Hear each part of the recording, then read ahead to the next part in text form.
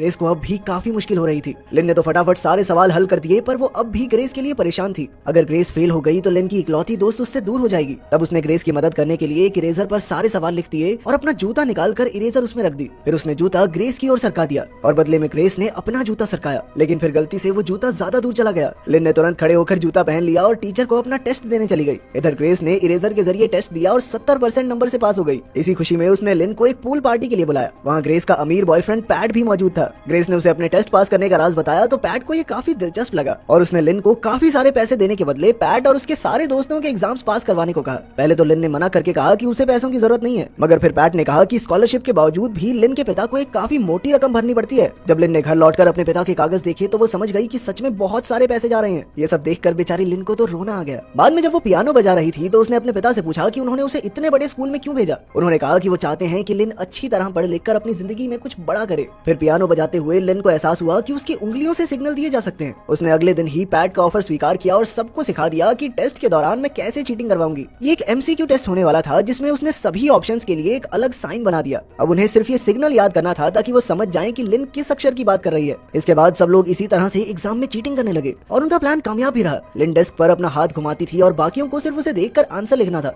Teachers को भी इसकी कोई भनक नहीं लगी और सभी अच्छे नंबर से पास हो गए। जल्द ही बाकी स्टूडेंट्स को इस जुगाड़ का पता चला और वो भी पैसे देकर इसमें शामिल हो गए। वहीं लिन ने इस पैसे को घर के कामों में इस्तेमाल किया और अपने पिता को तोहफे में एक नई शर्ट भी दी। खैर बाकी सब तो सिर्फ पास हो रहे थे, मगर लिन अब भी सबसे होशियार थी और दूसरे नंबर पे था बैंक नाम का लड़का जिसे इस चीटिंग के बारे में कुछ नहीं पता था। लिन की तरह वो भी गरीब परिवार से था और उसकी माँ लोगों के कपड़े धोकर उसकी फीस के पैसे जमा करती थी। लिन और बैंक दोस्त तो नहीं थे, पर वो स्कूल की तरफ से अक्सर मैथ्स कंपटीशन में जाते थे। जब उन्होंने टीन जीनियस नाम का मुकाबला जीता तो प्रिंसिपल ने उन्हें बुलाकर कहा कि दूसरे देश में पढ़ने जाने के लिए स्कॉलरशिप का ऑफर है, लेकिन ये उन दोनों में से सिर्फ एक को ही मिलेगा, जिसका मतलब साफ था कि अब वो एक दूसरे के राइवल्स होंगे। इसके बाद बैंक जब घर आया तो उसने देखा कि मशीन खराब हो गई थी और जैसे ही उसने अपनी माँ को हाथ से कपड़े धोते देखा तो वो तुरंत अपनी माँ की मदद करने में जुट गया। फिर एक दिन बैंक की क्लास में पढ़ने वाला टोंग उसके पास आया और कहा कि अगर बैंक उसे एग्जाम में चीटिंग करवाएगा तो वो उसे ढेर सारे पैसे देगा। असल में टोंग के लिए तो लिन का पियानो कोड याद करना भी मुश्किल था, पर बैंक को चीटिंग करवाकर पैसे नहीं कमाने थे। उधर एग्जाम में लिन अपने हाथों से सबको आंसर्स बता रही थी, पर टोंग को वो याद नहीं थे, जिस वजह से वो लिन के पेपर में देखने लगा। तभी बैंक ने उसे देख लिया और उसने नीचे गिरने का नाटक करते हुए लिन को बताया कि टोंग उसके पेपर में झांक रहा है। फिर जाते हुए उसने टीचर को भी बताया, पर टीचर ने कहा कि ये पेपर 2 सेट्स में बटा हुआ है, इसलिए चीटिंग की कोई गुंजाइश नहीं है। जब लिन और उसके दोस्तों को इसका एहसास हुआ तो वो घबरा गए और उन्होंने एक एक करके लिन को अपने सेट का नंबर बताया। लिन के पास सेट ए था, इसीलिए उसने सबसे पहले अपने सेट के सभी आंसर्स बताए। इसके बाद जब सेट ए वाले सारे बच्चे टीचर को पेपर देने गए तो लिन ने टोंग का सेट बी वाला पेपर ले लिया। फिर उसने उसके जवाब लिखे और साथ साथ बाकी सेट बी वालों को इशारे करती रही। अब समय बिल्कुल खत्म होने वाला था और टीचर खुद उठकर उनका पेपर लेने आ गया, लेकिन सभी लोग समय पर अपना पेपर करने में कामयाब रहे। टेस्ट के बाद सब बेहद खुश थे, मगर तभी प्रिंसिपल ने लिन और टोंग को अपने ऑफिस में बुला लिया। असल में बैंक ने उन्हें टोंग की चीटिंग के बारे में बताया था। जब उन्होंने पेपर चेक किए तो लिन की जगह टोंग का पेपर रखा था। फिर उन्होंने लिन के पिता को स्कूल में बुलाया और कहा कि लिन एक होशियार लड़की है, इसीलिए उसे स्कूल से निकाला नहीं जाएगा, पर अब उसकी स्कॉलरशिप पूरी तरह बंद हो जाएगी। ये सुनकर लिन बहुत भड़क गई और कहने लगी कि स्कॉलरशिप के बाद भी तुम लोग मेरे बाप से इतने सारे पैसे लेते हो, शर्म नहीं आती तुम्हें? इससे प्रिंसिपल को और गुस्सा आ गया और उसने लिन से कहा कि वो दूसरे देश में पढ़ने जाने वाली स्कॉलरशिप के टेस्ट को नहीं दे सकती।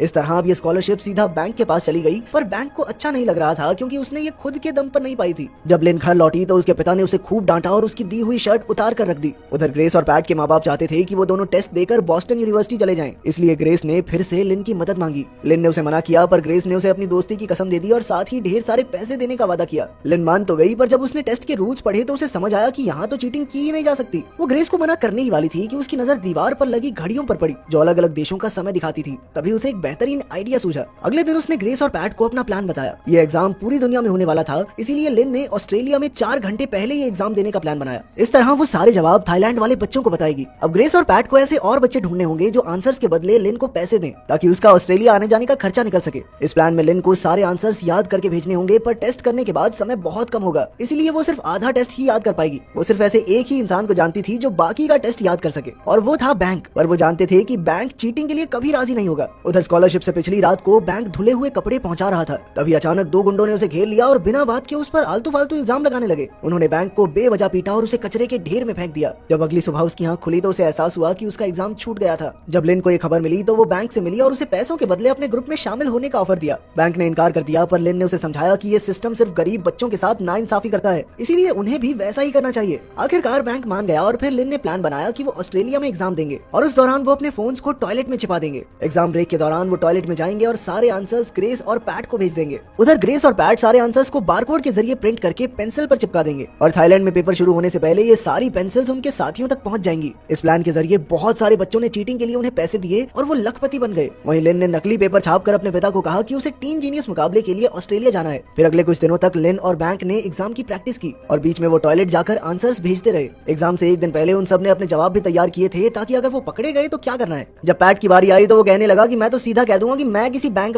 को नहीं जानता। बैंक एक लूजर है जो कूड़े के ढेर में उठता है। ये सुनकर बैंक ने गुस्से में उस पर हमला कर दिया। बैंक ने कहा कि उसने तो कभी किसी को इस घटना के बारे में बताया ही नहीं। तब ये खुलासा होता है कि पैट ने ही गुंडों को भेजा था ताकि बैंक स्कॉलरशिप टेस्ट ना दे सके और उनके चीटिंग वाले ग्रुप में शामिल हो जाए। खैर बैंक ने तुरंत उनका ग्रुप छोड़ दिया और बाहर आ गया। पर रास्ते में जब उसे डिटर्जेंट की एड दिखी तो वो सोचने लगा कि वो कभी अपने सपनों की जिंदगी नहीं जी पाएगा। वहीं लिन को भी इस पर बहुत गुस्सा आया और उसने भी ग्रुप छोड़ दिया। बाद में लिन बैंक को ढूंढने निकली पर तभी बैंक लौट आया क्योंकि अब तो उसने अपना मौका गवा दिया था। लेकिन अब इस काम से पैसे तो मिल रहे हैं। बैंक ने लिन को भी मना लिया और फिर कुछ घंटों बाद वो दोनों सिडनी के लिए निकल गए। फिर एग्जाम के दिन उन्होंने प्लान के मुताबिक अपने फोन टॉयलेट में छिपा दिए। फिर उन्होंने एग्जाम का पहला हिस्सा सुलझाया और जल्द ही सारे आंसर्स याद कर लिए। जैसे ही ब्रेक हुई वो दोनों दौड़कर टॉयलेट गए और आंसर्स लिखने लगे। पर भेजने से पहले बैंक ने पैट से उसे पीटने के बदले और पैसों की मांग की। पैट को बहुत गुस्सा आया पर अब वो फंस चुका था इसीलिए मान गया। जल्द ही दोनों ने आंसर्स भेज दिया और क्लास में लौटकर एग्जाम का अगला हिस्सा सुलझाने लगे। पर जब दोबारा ब्रेक हुई तो बैंक को तुरंत आंसर्स याद करने में परेशानी हो रही थी। उसने आंसर्स भेज तो दिए पर तभी ऑफिसर उसका दरवाजा खटखटाने लगा क्योंकि उसने बहुत देर कर दी थी। बैंक ने हड़बड़ी में फोन फ्लश करने की कोशिश की पर ऐसा हुआ नहीं और वो पकड़ा गया। उधर लिन पर भी ऑफिसर को शक हो गया पर उसने फोन जूते में छुपा लिया और बाहर आ गई। तभी उसने देखा कि बैंक को डांट पड़ रही थी और बाकी बच्चों की भी तलाशी ली जा रही थी, इसीलिए उसने तुरंत अपना फोन वाटर कूलर में छुपा दिया।